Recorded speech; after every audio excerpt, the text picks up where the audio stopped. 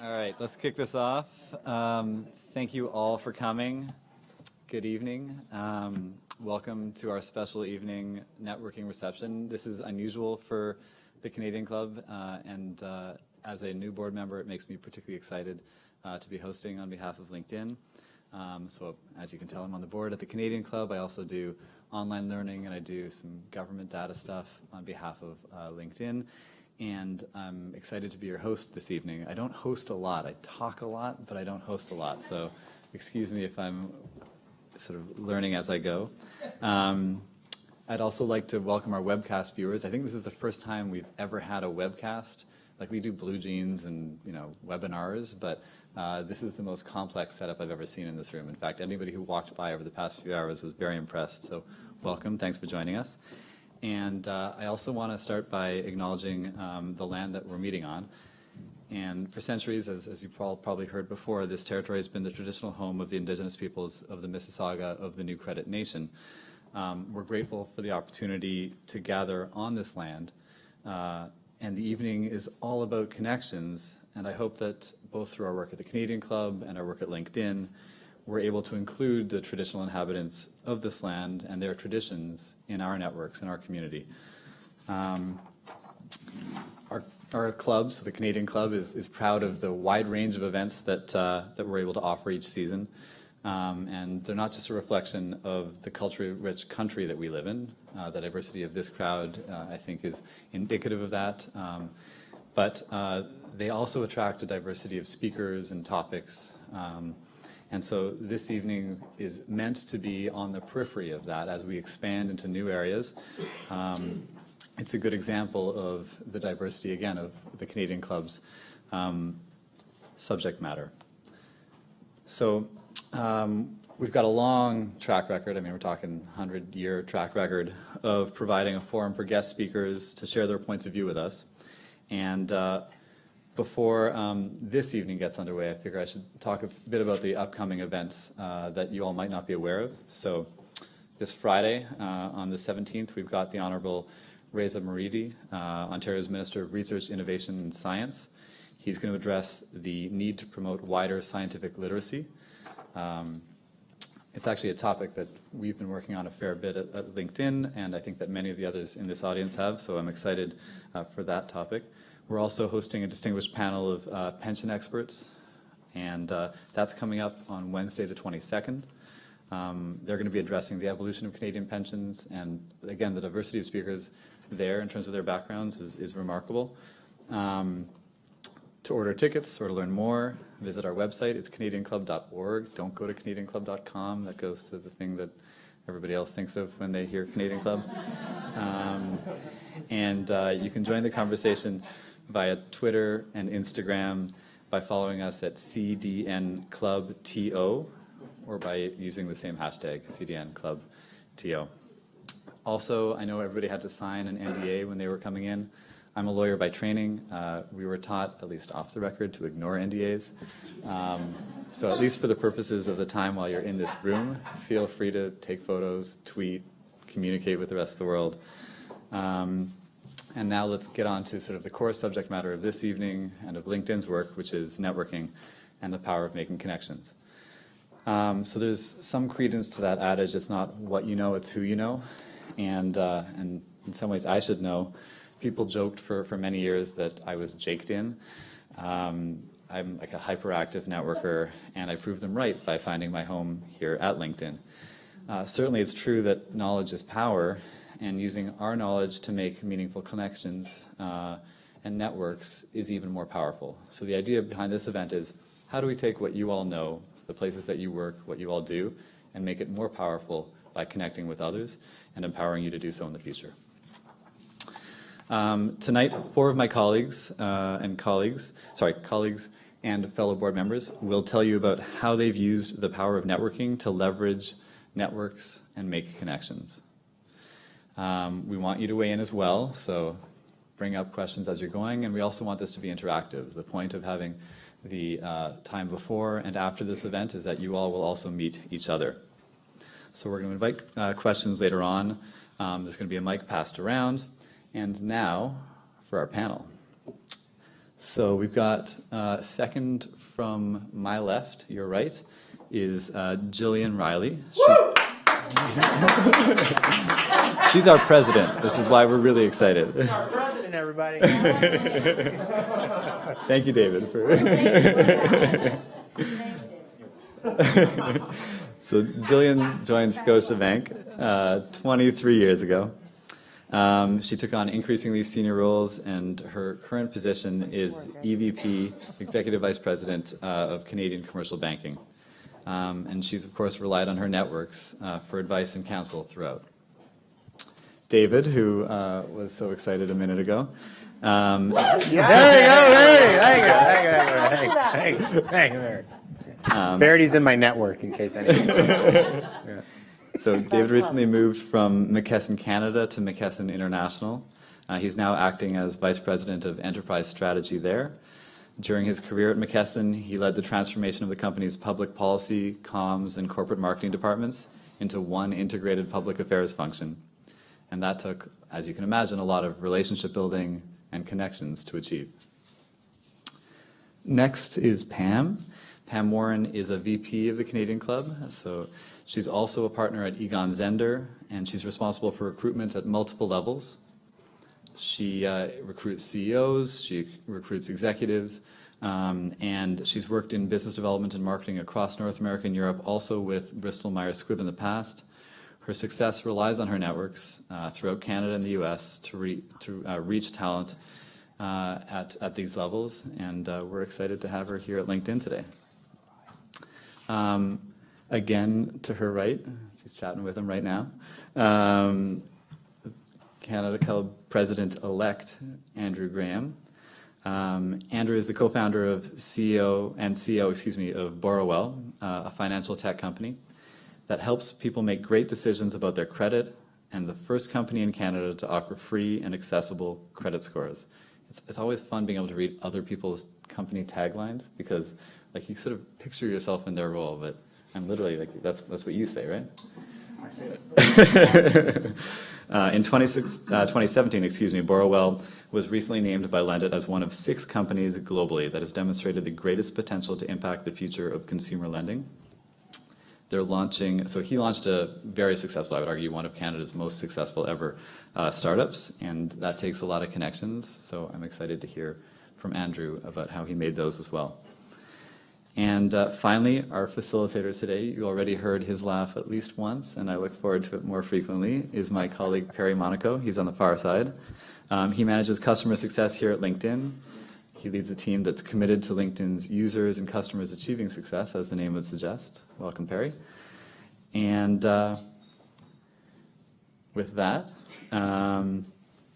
before I turn the panel over to speakers, I wanted to do a card draw. And so this is something we always do at Canadian Club events. And Gillian, our executive director, just suggested that. Congratulations, Raphael Terraculi from Mona Chappelle. Thank you. Sorry, so that was Colleen Kennedy, our executive director, who did the pull. And they win a bottle of wine. And yes, they get a bottle of red from Foreign Affairs. All right up in front. Thank you. Well done. Good call. All right, and with that, I'm going to turn the Canadian Club podium over to this panel. I'm excited for the conversation. Perry, over to you. Thank you very much. Good evening, everyone. Oh, come on, guys. We clearly need a little bit more libation. Good evening, everyone. Thanks a lot, Jake. I appreciate the opportunity to do this. I know that based on the questions that I have here, we're going to get some really good discussion going. But again, similar to what Jake mentioned at the beginning, we really want to hear from you as well. So there's going to be a number of questions that I have. But certainly, if you have questions, we'll leave Q&A from the audience towards the end. But get ready for me to call on you, and we'll do that easily just by raising your hand, and I'll pick you out of the audience. One of the things that I think is really interesting when I look at one of the questions on here is it's about career pathing. And funny story, I will never forget this because it was very impactful. It happened right around where that speaker is. I was sitting at a table here at LinkedIn at an event, and this new guy was sitting across from me or beside me, I can't remember. And I said to him, hey, welcome. When did you join LinkedIn? And he said, today is my first day. And I was like, oh, okay, cool, welcome. What do you do now? And in layman's terms, he was a salesperson. Oh, cool, that's awesome. Where did you come from? Oh, I was a lawyer before I came here. And I was like, what? You were a lawyer and now you're a salesperson? That doesn't seem like a simple A to B sort of career move. And that person was Jake. And I will never forget that interaction because it's a career progression that I've never heard and experienced. So there has to be a hidden story in there somewhere as to how someone goes from being trained as a lawyer, going through school, getting that job, and then coming over here to LinkedIn. Not that there's anything wrong with what it is he does now. He does really good work, but it certainly isn't the sort of logical career path that we think of. So my question to the panel with that very long setup, but I thought I was reminded of it as I'm hearing Jake talk about his, or up there talking, is I'd love to hear from a couple of you as to what your career path was like. Was it something that was meticulously planned, or was there a number of zigs and zags that went into that particular path to get you to where you are today? So maybe we'll start with, partially because I know a little bit of a story, but maybe we'll start with David. Hey, Perry, how are you? Good, how are you, David? Good. Perry and I are both Western grads, so for all the Western grads in the room, thank you. There's a lot of us, there you go.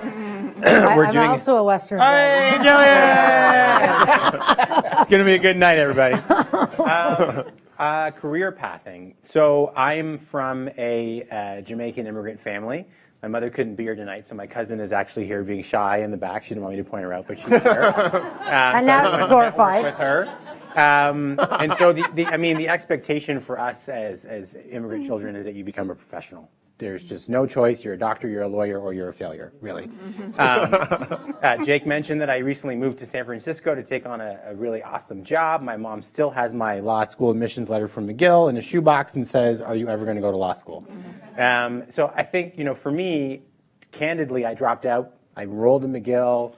I paid the tuition. I took a summer job. I was working in sort of politics. I took a summer job before law school at Navigator, which many of you guys know. And, I went to see the chairman and I said, I'm going to McGill in the fall. And he said, go to law school. But if you feel like in 4 years or 5 years after your article, you're going to come back here and ask for a job, then don't waste your time. Figure out what you love and what motivates you and what you want to get out of bed every morning and do and run after that. And if I would have been able to tell you that 10 years later, I would have integrated communications and public policy function at a Fortune 5 company and then moved halfway across the world, it's kind of crazy. I think, I was able to do it because I love what I do. I'm confident when I give advice to people, and when I speak, they're on the board with me, and they know that sometimes I speak too much. But it's a good thing. So that was a hard choice to make, and it was, for me, my career path probably seems a bit more defined. I stayed in the same function. Well, now I'm in strategy, so it's a very different function. But it was about knowing what drives you and being able to take that risk. And if you've ever had a Jamaican mother, you know that saying no is a huge risk. So I encourage all of you to do it. Thanks. I haven't, but I hope to have one soon. I can lend you mine. Isn't that right, Simone? Pam, could you maybe tell us some of the people that you met along the way that helped you get to where you are today? I'm assuming, again, that there were some zigs and zags, but how were the people that helped you along the way? So I would say when I think about how are the people, we can't help but go back to our parents. And I think the most amazing thing my parents gave me, which I hope I'm giving my children, is this belief you can do anything.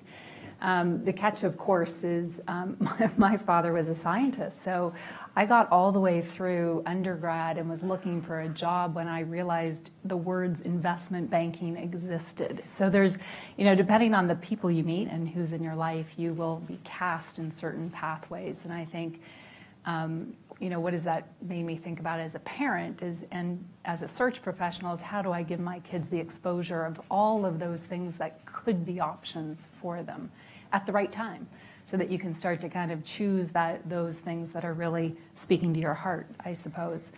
So I would say I was blessed to have people that just believed in me. And I was blessed to have that kind of you can do anything thing, so that you approached the options with that bravado that you need sometimes to just put yourself out there. And you know, today you can't.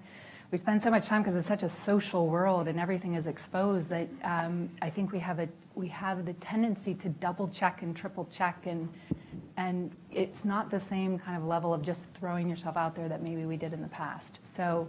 Not totally answering your question, but it was that blind belief and maybe just kind of going for what your heart told you should try to do. Maybe a quick follow-up. Were those people that you always, that were close to you, or were there people that maybe surprised you with the belief that they had in you? You know, I think about one kind of fundamental experience, which was getting an internship in my MBA.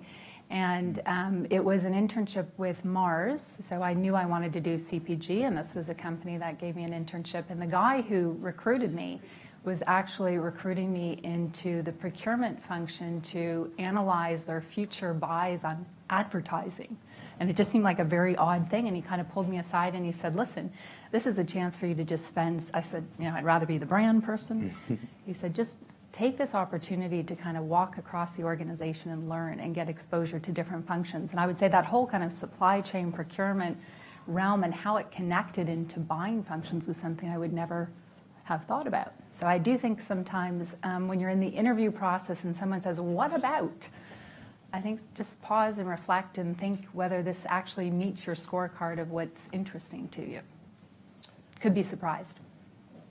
Thank you. One of the things that I've been asked numerous times as a LinkedIn employee is, what is the right amount of connections to have? Who should I connect with? What are the rules around connections? And so connections are something obviously that play a big part of what happens on the platform, but certainly it's really just an extension of real life. And so connections are really important in real life as well. So I'm wondering what, other than perhaps the person that is most special to you in your life, your partner or whomever you want to think of, hopefully they're not here so they don't hear what your answer is because you're not going to answer. But who, I'm just kidding.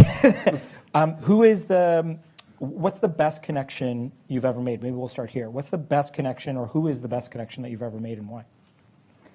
Of course, you have to ask me this question. That's right. So I think it's hard to sort of put that onto one person. I think about types of people. So I'm going to broaden the That's question to types of people that I've interacted with in my life. And I think the people I've gotten the most from are the ones that challenge me and actually push me to do things that I wouldn't want to do or wouldn't normally think about doing, and forced me out of the comfort zone to say, you know what, you can do that. Why don't you go and do that? And I think, I don't really want to. And they push you there. And then they support you as you're going through it. So whether that's in the work environment or that's someone in your, I've always had lots of friends. Like, I think that you need outlets outside of the work environment. So people who can give you very objective advice as well and say, you know what, that makes a lot of sense. You should go and do that, and support you as it's going. So it could be in the workplace or it could be personal, but having people who challenge you, push you out of the comfort zone, and then support you as things maybe aren't working out perfectly. Gotcha. And they also give you feedback. That's the other big thing. And I wish I'd gotten that a lot earlier in my career. But getting proper feedback, like good feedback, what's one thing I could do better? You know, as opposed to, don't you like my new outfit? Well, what are they going to say? Of course they like the new outfit. So getting proper feedback, I think, from people, and people who will really give that to you, is really important to make yourself a better leader, a better person. I used to work with someone who told me feedback is a gift over and over and over it's again. True. And then I gave them feedback, and It wasn't a gift anymore. they didn't like the feedback. And I said, wait a minute, I thought you said feedback was a gift. And they said, yes, but only if it's good. True story. And I said, well, then what's the point of the feedback then? So that's a really good point, is that you have to have someone who's going to give you feedback that is constructive, that you can grow and learn from, right? And what someone once told me is, you might not like the feedback and you might not like it in the moment, and don't react to it and don't be defensive right away about it. Go away and think about it if you're not sure. At least give it a thought. Say thank you and then noodle it. How about you? What's the best connection that you've ever made, and why? Or who?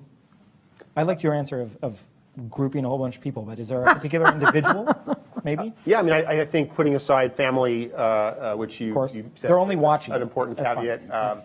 I mean, look, I set out to found Borwell, and for the first few months, I was kind of doing it on my own. And then I had a conversation with an old friend of mine, Eva Wong, who's just finishing mat leave. And we had founded a nonprofit together and worked together on a number of things. And we always just really got along well and worked together well. And she said, look, do you mind if I come and sit down with you and let's try to figure this out? And we ended up co-founding the company together. She's become a very prominent voice in the tech community in Toronto. She speaks a ton about issues of sort of diversity and women's leadership in tech. And for me, it's really one of the great professional relationships in my life. She's someone I've learned a ton from, who's got a very complementary skill set to me in many ways, but we have very similar values. And so I feel very fortunate that I'm at a place, at a stage in life where I can choose to work with someone like her and people like her that I think are great. So I feel like I've had one or two really great professional relationships like that in life, and I feel very fortunate to have them. So, Awesome, thank you, Pam. One of the things that I think people struggle with is how to generate some of those introductions that are helpful for us to be able to expand our networks. Hopefully a lot of networking will happen here tonight, but invariably there are going to be people that are part of our larger networks that we know someone knows, like there's people in David's network that I want to get in touch with. Do you have any tips or suggestions for us to be able to approach someone to be able to tap into their extended network in a way that doesn't seem to be overly invasive or perhaps too salesy? Right. So you might imagine as a search professional, I get asked this a lot, right? Could you just introduce me to blah, blah, blah. And I think, my advice to you is in general, people really want to be helpful. They really want to be helpful. But if you kind of approach them and say, I'm thinking about a career change or I'm interested in getting in banking, what do you think? I would encourage you to think about being really specific. Here's how I think you can help me. I'm interested in this aspect of banking and you've spent 10 years there. Is there one or two people you think I might be able to chat with that could help me think this through? Because I think sometimes if we just put it out there, it's a bit of an overwhelming request and suddenly the person feels a little bit burdened with trying to help you with your networks. But if I think you just say, is there one or two people that you think could really help me make my connections further in this particular area, it's really doable. And I think in general, people want to be helpful. So the more specific you could be, the better. can I jump in with Of course. like something very tactical? Because I feel very strongly about this, or at least I've got very strong views about I think how this can work well. I get asked often to make introductions to people, and exactly like Pam said, I'm happy to do it most of the time. I'm a big believer in this sort of like double opt-in introduction. So I will never, like introduce someone cold. I will never say, hey Pam, Verity asked to meet you. You're now connected by email. What I would do is, first of all, I would ask the person to send me an email that's only about Pam that I can then send to Pam. So let's say we have a meeting and Verity says, I want to meet these 3 people in your network. I would say send me 3 different emails, each one saying why you want to meet Pam, why you want to meet Gillian, why you want to meet David, so that I can literally just forward each email to the right person, and it's like self-contained. I can add a line at the front saying, hey, met this person, she's great, if I want, and then it's like really self-contained, really easy, and very clear. So I'm a big believer in like an email that I can forward on, and then it's like make it double opt-in, and I found that that's the best way to do things. So that's really how I operate. Can I violently disagree with Andrew? Yeah, even better, yes. I love it. So I come from a family of preachers, and they do say all these things. And there's an old Methodist saying that you should do all the good you can to all the people that you can. And I would say the greatest thing you can do to yourself is stop networking. Every time I get an email that like Andrew's described, I'm serious. Andrew describes, I'm like, okay, here I go. I'm going to meet this person, and they're going to ask me for something. Whenever I meet someone doing good for something that I care about or I'm interested in, I'm like, yes, Verity, this is something that I'm willing to lean in. And then Verity could ask me for anything. Money, friends, my mom. I'm going to be like, yes, you did try that. And I ran with you as far as I could. So I think if you can find a way, I'm kidding. I'm not disagreeing with Andrew, but I'm thinking a lot of us are obsessed with this connection culture and Instagram and Facebook and LinkedIn, where we have these sort of shallow relationships that will only take us so far. I found that the most helpful relationships I have are relationships that I've made either through volunteer work, through institutions where there's a common bond like Western, where there's things that we've done together where I can say, hey, you now know who I am at some level. I want to ask Pam, can you introduce me to Gillian? I'd love to learn more about what it means to be in banking, so that it's not as cold. That's served me well, and I just offer that up as something to think about. Now, don't do good so that you can get a connection, because then you'll look like an ass. But if you can build relationships, it's an easier way to network. You open up an interesting point of conversation that we want to talk about as well, and that's the role of social media in all of this. We talk about connections and getting those introductions. In theory, it should be easier than it ever has been before. But there's also a lot of noise out there, right? There's a lot of different networks. There's a lot of etiquette that we may or may not understand based on the network that we're on or not on, or who it is that we're trying to connect with. So does anyone have an opinion on the role of social or smartphones or the availability of technology and how that's impacted networking in either a positive or a negative way? Yeah. Just from the search firm perspective, when LinkedIn became such a powerhouse, the reaction amongst the search community was, oh my gosh, this is going to disintermediate search. And the reality is, I think we're actually much more powerful together. So I know I have a few of my peeps in the audience, and we rely heavily on LinkedIn as a tool, one of our tools in our resource kit to meet, outreach, see new people, because it's a tool of a certain generation. It's funny, I just was speaking to a CEO today who said, can you just open that and paste it to me, because I don't have a LinkedIn account. And I said, go get a LinkedIn account. So I think, first of all, I would say those go in sync with one another. I would say, secondly, whatever you've done in your life, good or bad, is going to be evident to any employer. And so, in preparing some documentation for a CEO search I'm on, we do media runs. We attach all the articles and all the press, negative press and positive press that we find on people to the document. So, people know a lot about you before you actually ever get in the room. So when I have a 16-year-old daughter who posts pretty liberally on Instagram, I'm like, just think about that, right? So I think it's part of it. On my cell phone, I carry my global database. So I have access to my database. So if I'm in my car and I want to talk to Bob Smith in Germany, who's CEO of this company, I have that. So the other thing it's done is speed up the connection and the availability of information quite dramatically. I think actually, Pam, you raised a really good point about things you don't want to do on social media, right? This whole idea that things that I did 20 years ago, people can still find or they can see it, and they're not on Facebook or wherever. We're not always conscious of what's being seen there, and everybody can find everything out about you. I met with somebody yesterday. I went to a meeting with somebody, and I Googled their name before the meeting, and I found this article on them, and I found out they had 2 children, and one of their children had the same name as my child. It's an unusual name. And I just quickly did that on looking at social media until you can research things and you can use it for a whole bunch of things. But if you're trying to build yourself and your presence and your profile, make sure what's on social media about you is like, I Google my name and I see what's there and I go, wow, how did that get there? There's a Gillian Riley writing a book about being thin and not being fat. There is. Right? So you just want to be careful about what you post and how you do it, because it's about you and it's your brand. I used to do media work. You can't correct the record if the source is you. Think about that as you put things online. Content is king. If you curate a story, and when we would do panels and stuff, if it was from your Instagram account, that's a source. We can use it. Whereas if Jake told me over coffee, I need to double check and validate and get 3 sources. So just keep that in mind as you move forward. Any advice, Andrew? Look, I think tools like LinkedIn have made things vastly easier, and I use it a lot.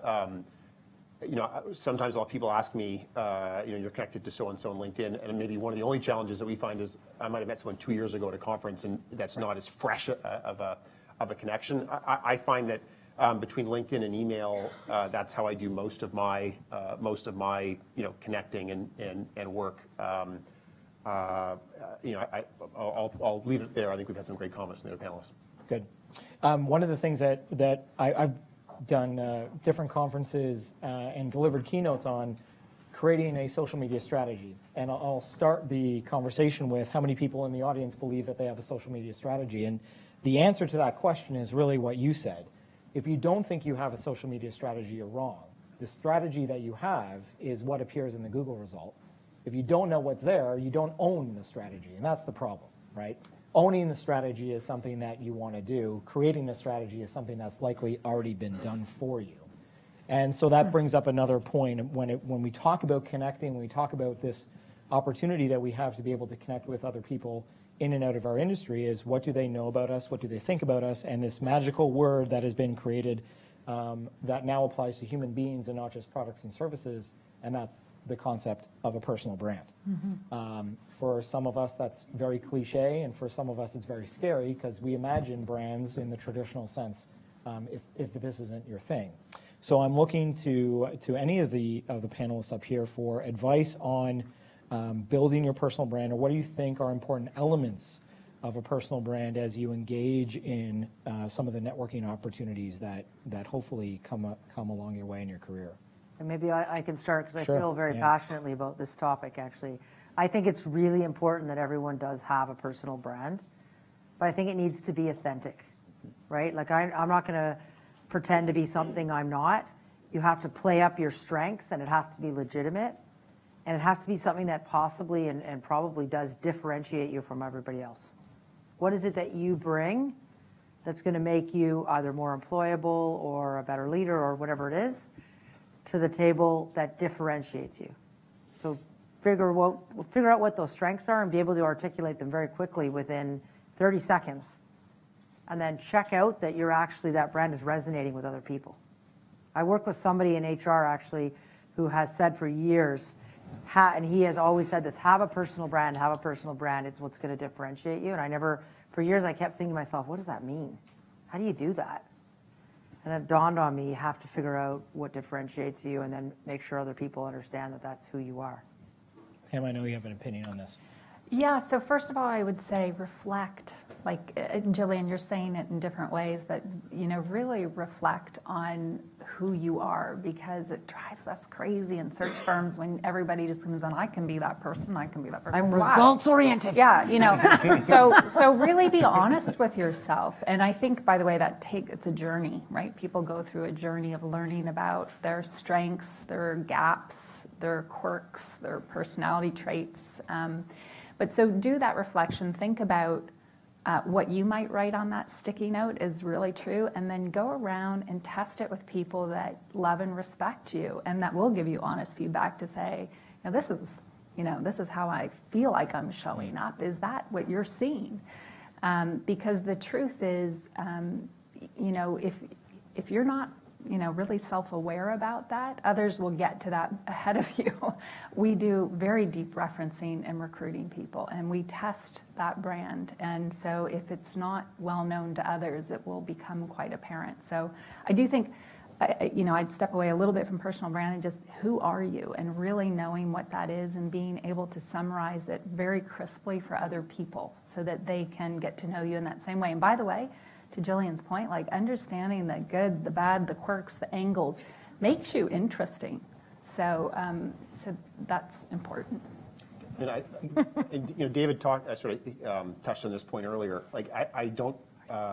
It's not to say that personal branding or related topics aren't important. So they are. So I agree with that. But I think what's even more important is actually going out and doing stuff and being successful. Mm-hmm. So if I care about having positioning myself in the market as being sort of like a thought leader in technology or financial services, for example. I absolutely should spend time writing some blog posts, writing some content, giving speeches. But more important than all of that is building a successful company. Mm-hmm. So if the company that I'm leading fails, it doesn't really matter if I write a blog post the next day, right? It's actually more, if I have to choose, I'd much rather build something successful and actually be successful, and then building the brand and communicating comes on top of it, right? It's like the old joke of the politician who's got a bunch of scandals and hasn't had any successes saying, why isn't my communications team doing a better job? Mm-hmm. It's you start by doing good things and not, getting in trouble, and then communications is a layer on top of that. Content is king. I just want to, Perry, I hate to make everyone talk, but it's important. As you build your personal brand, the first thing you got to do is do a good job, right? If you can't do the job you have, then applying for another one makes no sense. And if you look like you can't do the job you have, you're not going to be credible in the next one. Once you're in the room, though, my challenge to all of you, and the greatest gift I ever got from 2 different leaders I've worked for, is the permission to bring my whole self to work. And I think as we work in a different society, we look different, we sound different, we love differently, have the courage to bring that full self to the table. And if you can't at that employer in that environment, then they're not good enough for you. And I say that as, a young leader who's black, who's different, who loves differently. You've got to, I work for, a 61-year-old guy from, America, who is pretty rough and tumble. And they all wear Brooks Brothers khakis and Brooks Brothers suits and gold buttons. And I was going to my first big meeting, and my president said, "You might want to change your outfit."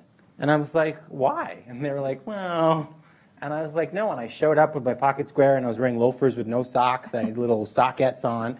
And the CEO made a joke about my sockettes. And to this day, it's like, "Hey, David, are you wearing your sockettes?" And it's like, I was like, "Yeah, and are you wearing your ugly tie from Brooks Brothers?" Don't put that on the internet. But it was a nice opportunity for us to bridge that gap. And I just think it's tremendously important that you do that. And it's hard, and it's uncomfortable.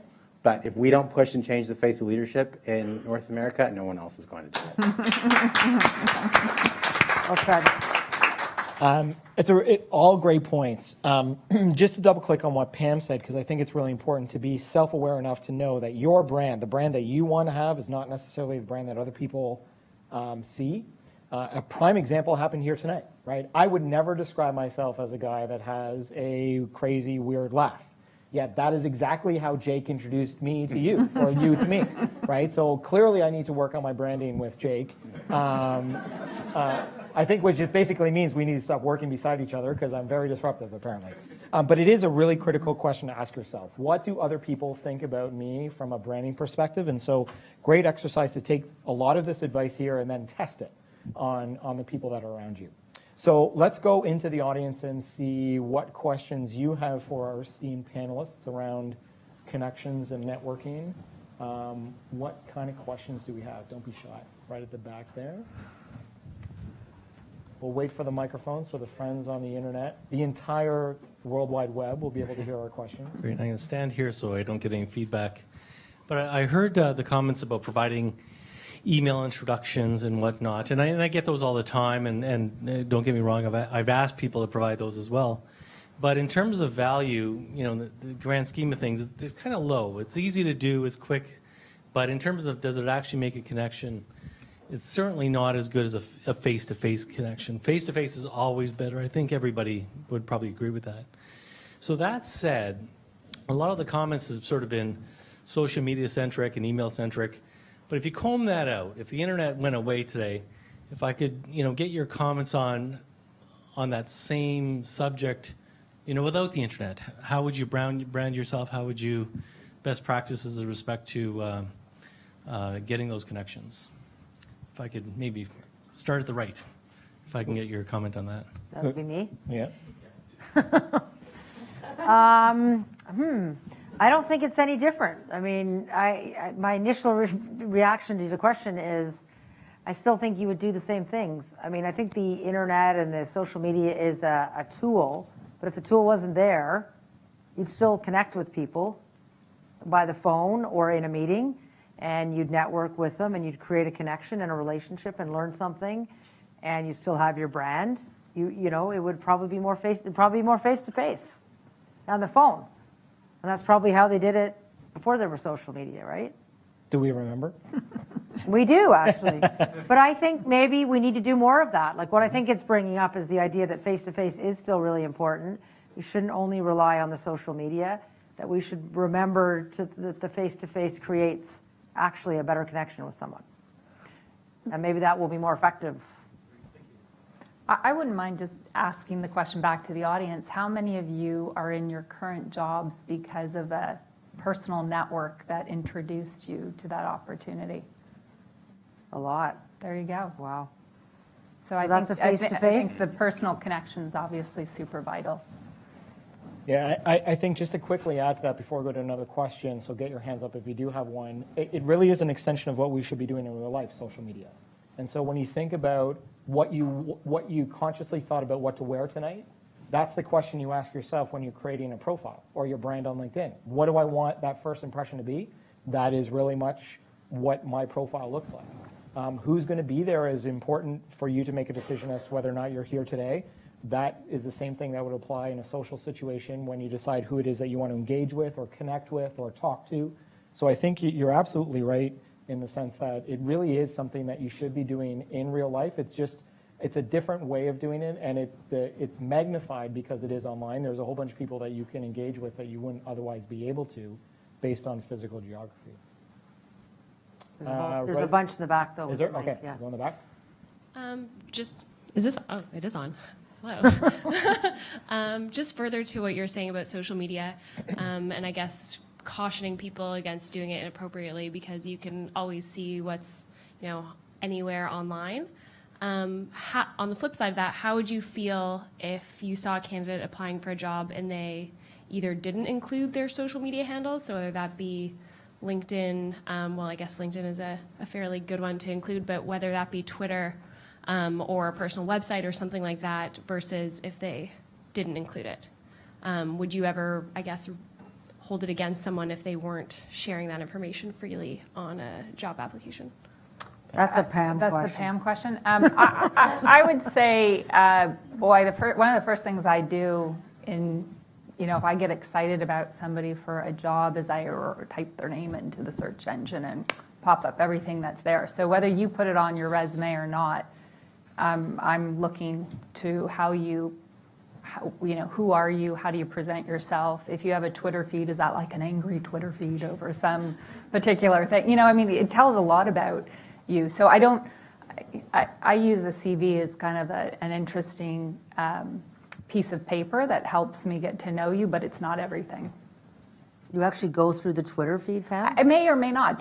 It depends. But I get a quick snapshot of you, which will pop up very quickly with your LinkedIn, with your, Twitter and LinkedIn are the two that pop up most readily, or articles that include any news about you. Absolutely. I probably wouldn't look at a Twitter feed, to be honest. But I'd hire Pam.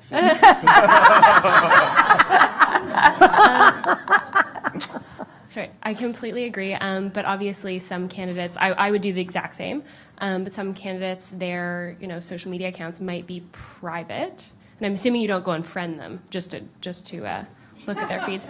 But I guess it's more, would a candidate be more appealing to you if they had a Twitter feed that they were sharing? So it would be something that was an extension of their professional self versus someone who didn't. So again, it probably depends on the job, right? So if you are in public relations, communications, marketing, yada, yada, yada, or if you are a chief diversity officer and you've written 10 pieces on diversity, there's a lot of reasons why your public profile could be interestingly augmented. But I think there's equally other roles that I wouldn't hold it against you. One thing I would also add is that I would question you if you didn't look at my stuff in advance of meeting with me. And I know I work for the company that I would want you to look at, but I would wonder why you didn't want to do your research on me the same way that I would do my research on Yeah, you that's a good point. in a job-seeking mode. Some questions up at the front. Anyone? Where's There's a right bunch here. here. We'll go to this woman here and then this man right here. Hold on a second. We're gonna got the microphone behind you there. Thanks so much so far, guys. I want to get a little bit meta. So let's say you were an attendee at this event. What would be your networking strategy to sort of talk to people? What would you be looking to sort of get out of this session?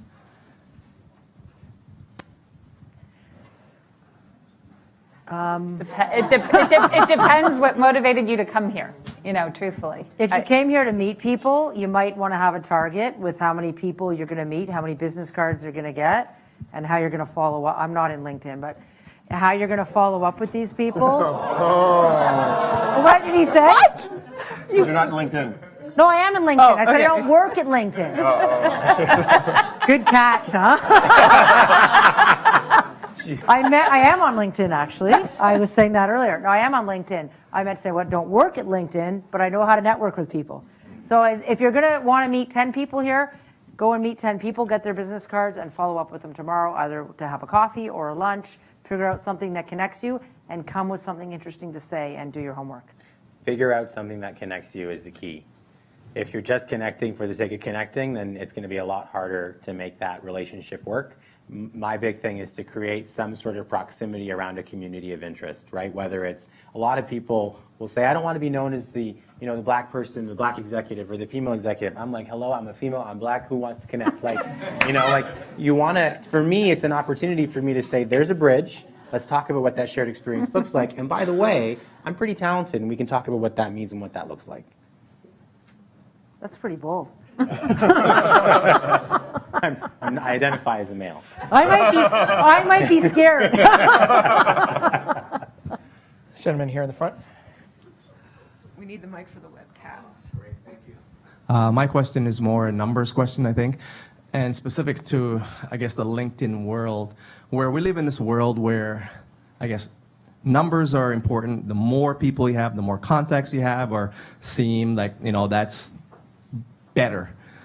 Is there a point of no return where, you have your first you have 20 people who are your first contact, a second, third, where someone may have 40,000 contacts, but it doesn't mean anything at some point.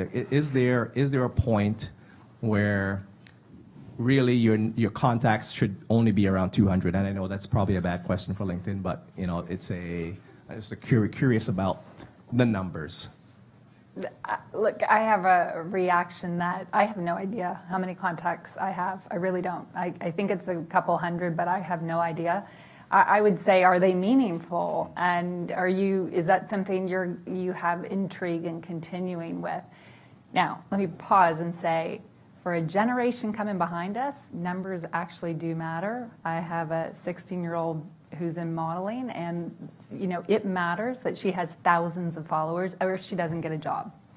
And that is hard for me to process, but literally, jobs are allocated based on followership for some jobs in those, venues. Now, that's not LinkedIn, but, as a blogger or as, it matters about your followership.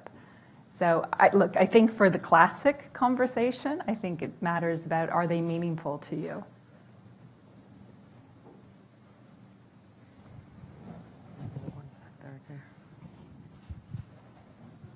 Hi, I'm Jean. It's weird talking to you like this. And just to piggyback off what you just said about the next generation, I'm curious to hear how amiable you are to using an app that's called Shaper, which is based on the concept of Tinder, where you swipe left, right, but you create a profile with your interests, and anybody within the radius you can swipe and meet up, because a lot of the next generation are networking in that way. How comfortable are you with doing something like that? Just curious. Andrew, I mean, your turn.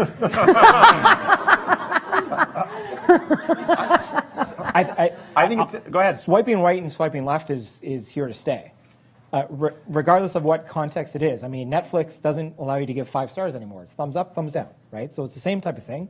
So I think swiping right and swiping left is here to stay. It's your level of comfortability in the context of which you're being asked to do that, I think, is what's going to be the individual choice.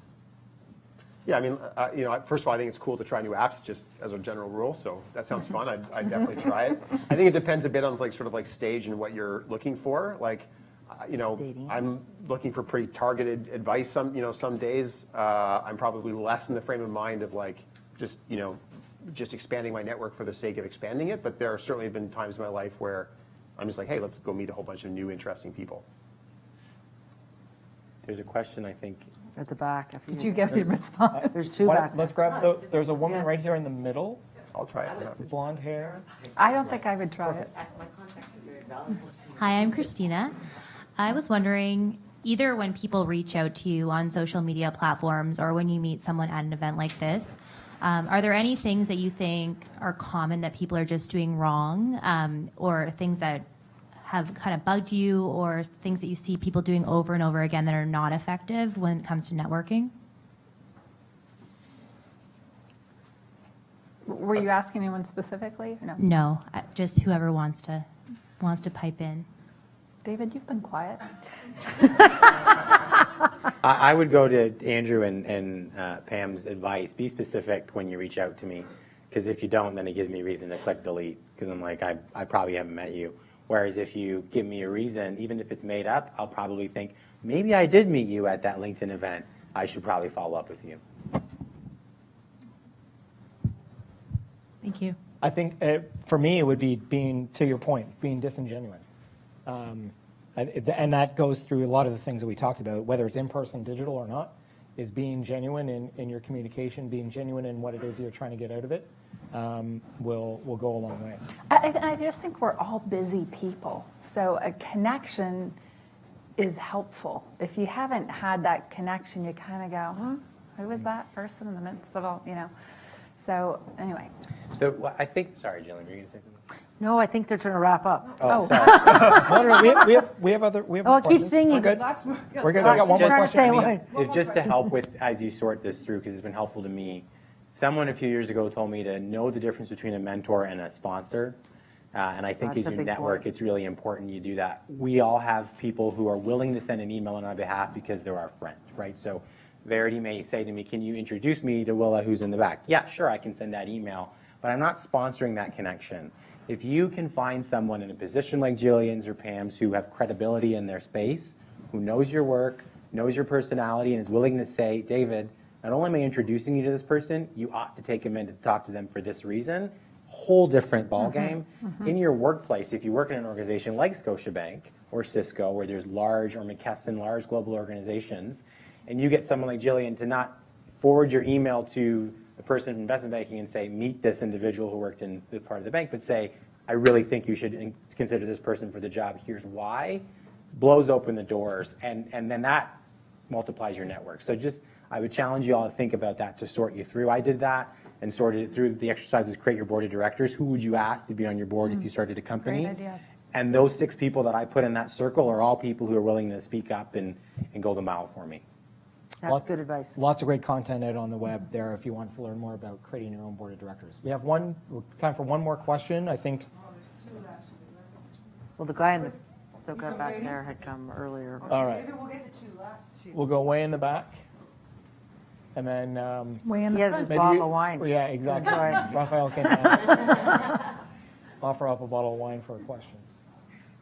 No, you don't have to. So my question is sort of directed towards the LinkedIn people in the room who work for LinkedIn. I run a trade association, so I get requests almost every day. I accept everyone unless they're a quick look at the profile, and I reject maybe 1 out of every 100. So I've got a LinkedIn network of 1,400 people. I'm not bragging about that. But none of them ever contact me unless they want to sell me something. So I asked the question, why are people contacting me? Probably because they want to see who I'm connected with. So am I just a conduit for people who want to network with other people? Because I'm personally getting no value out of LinkedIn, unfortunately. No, I'm doing something wrong. So what advice would you give me to be more effective as a LinkedIn user? Jake? No. I think it's been answered in the sense that it really is about who you're connected to that matters most. If this was a LinkedIn presentation, I'd be contractually obligated to tell you that there's 540 million members on LinkedIn, 14 million in Canada, and we grow at a rate of 2 new members per second for a total of 7,500 per hour. But this is not a LinkedIn event, so I'm not going to do that. But at the end of the day, that doesn't matter. Honestly, I talk to my customers all the time. I really don't care how many people are on LinkedIn. It really doesn't matter. What matters is that one person or that group of people, and we've said this before, that can help you accomplish your goal. So some people will tell you it's all about the numbers, right? Having a big network is really what matters. And then other people is, they're very discerning with the amount of people that they connect with. At the end of the day, there's no right or wrong answer. If there is something that you want to get out of a networking event or platform, the best way to do that is to communicate it clearly. I am here for this reason. This is, and that goes to David's point about being genuine and honest with the person, giving them a reason to want to connect with you. Tell them why you're there. What is it that you want to achieve? Why are you? Is it important to find, the next opportunity, to network, to find new investors, whatever the case may be? Or are you just there, hanging out at the bar and just watching what's going on? No wrong answer. It ultimately is about how clear you are about why you're there, and then maybe applying that to your connection strategy. It's really difficult to answer the question in terms of this is what you should specifically do, because there's so many different reasons to be networking, whether it be digitally or otherwise. I thought maybe since it was called out, we're going to go with one more question. And before we go to Raf, I wanted to compliment what you were saying, because we have an amazingly sort of unified panel right now in terms of the recommendations and the responses. And they're basically three things, right? They're be genuine, and they're try to figure out what the purpose of your social interaction is, because if you walk into that social interaction with a purpose, that'll help both with the genuineness, but more importantly, with the other person actually helping you. And then finally, things like numbers, they change, they matter over time based on changing norms, but they really relate most to the first two parts of the question. What's the purpose of having this network, and are you genuine in having that purpose? I'll talk a little bit about how I came to this place after this last question. No, Raf, let's go to you. Come on, let's hear it. No, if I can summarize everything you guys said into one word, I'll say opportunity.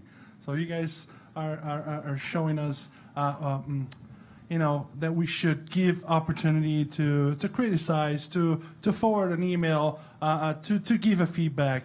And I'm sure that, after those amazing tips you guys shared, your emails on LinkedIn will be flooded with requests tomorrow of, people that wanted to connect and, and whatever. And my question to you guys is that, why? Why you will take your time and do that for someone that you never met, that, it's cold calling you? Is that a good deed? Do you guys perhaps open and look at the profile and said, this person needs an opportunity? Why? And why do you guys do that? Why do you pick one out of a lottery to do that? Is that a particular reason? You said that there was one word summarizing what we've been saying is opportunity. I would summarize my answer in one word right back and say karma. I think there's a really awesome opportunity, I think, potentially down the road for me to be able to work with someone or engage with someone in a meaningful way that I don't necessarily envision yet. And so if you look credible, if you look professional, if there is some sort of opportunity I could envision down the road, I'll probably connect with you. But I'm also pretty liberal with the way in which I will connect. That's not necessarily what I'm suggesting everyone does, but that's what I do. So I look at it as, if I'm going to give a little bit, I'll probably get a little bit back. That's what I'm hoping for. I was going to say the same. It's the give to get, and every meeting you have, you learn something new. But I think someone said it earlier, you have to make it worth someone's time. You got to get the draw to get them to want to read it and say, wow, this could be someone who would be really great to meet with. So there has to be a draw to figure out what that is. But then I'm certainly going to give the time to that. That's great. Mine's more personal, and I help everybody who's credible for helping. But I also know that I'm different, and I wouldn't be in the position I was in if someone didn't see me and say, I'm going to help you because I see a lot of myself in you when I was leaving university. So I make a point about looking for people who are not from traditional communities and saying, hey, you're credible and you've got the capacity, then maybe you should meet Gillian. There you go. I am on LinkedIn. Yeah, she is on LinkedIn. Yeah. Especially because LinkedIn made it easier to reject. You guys, we have the opportunity to click the button and have an answer ready for you. No, I'm not interested. So it's very motivating to understand your reasons, so we can do the same. Thank you very much. Thank you. So with that, we got one more. All right, go for it. Okay. First of all, I would definitely like to thank LinkedIn for having us here today.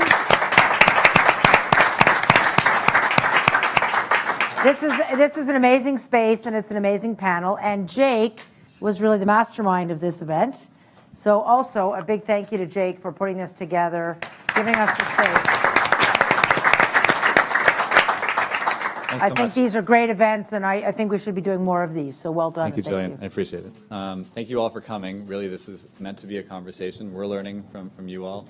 We're learning from how this event has gone, and I think the Canadian Club and you all will grow, hopefully, together moving forward. So we're here for another half hour afterwards. I want to thank, of course, my Canadian Club colleagues for participating in the panel, for preparing with us for it. And I think I speak for everyone here when I say that the advice that we heard was helpful, both based on your experiences and based on the practical ways we're going to carry it forward. I hope you've gained some insights and tips that's going to help with your own connections. And to put it into practice, as I said, we're going to spend about a half hour here. We've got drinks as well after the event, so I look forward to meeting as many of you as I possibly can in 30 minutes. And that'll add to my LinkedIn tally. Thanks for coming.